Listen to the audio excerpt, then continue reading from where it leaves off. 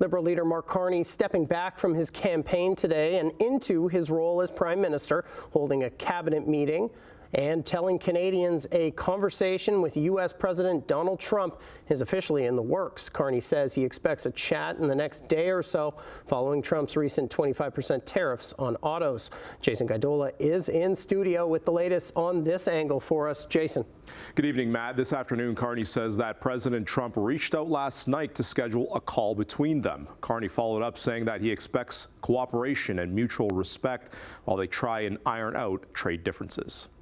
I will make clear to the President that those interests are best served by cooperation and mutual respect, including of our sovereignty.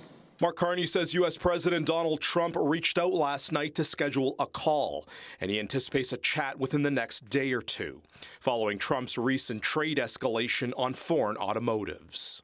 This is a negotiation.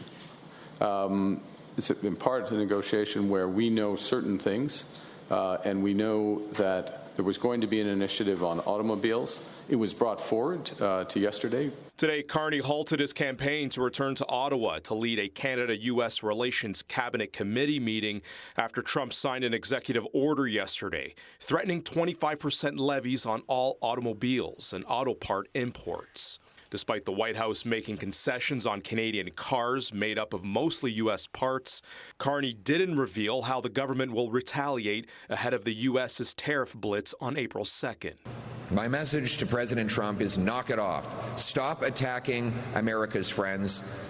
Start trading so that we can once again become richer, stronger. Meantime, while campaigning on increases to personal investments, Conservative Party leader Pierre Poilievre believes a Carney-Trump meeting will not be an effective one. The president would love nothing more to keep the Liberals in power so that he can keep abusing our economy and taking advantage of Canada. No company should think that they can take any of the manufacturing capacity in Canada out of this country. That's not going to happen. We're not going to let that happen.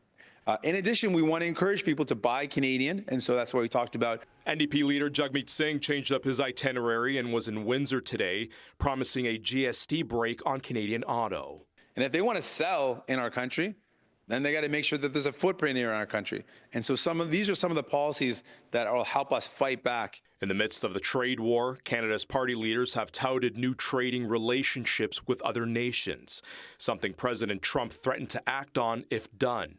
He took to his Truth Social saying if the European Union and Canada work together, he will impose additional tariffs over claims about hurting the U.S. economy. We choose our own allies in Canada. We choose how we engage those allies. We are sovereign. So I take note of the President's comment. I don't take direction from it. Carney says he understands that Trump's widespread tariffs coming into effect next week intend to target 5 industries consisting of pharmaceutical, lumber, steel and aluminum, and the auto sector and semiconductors.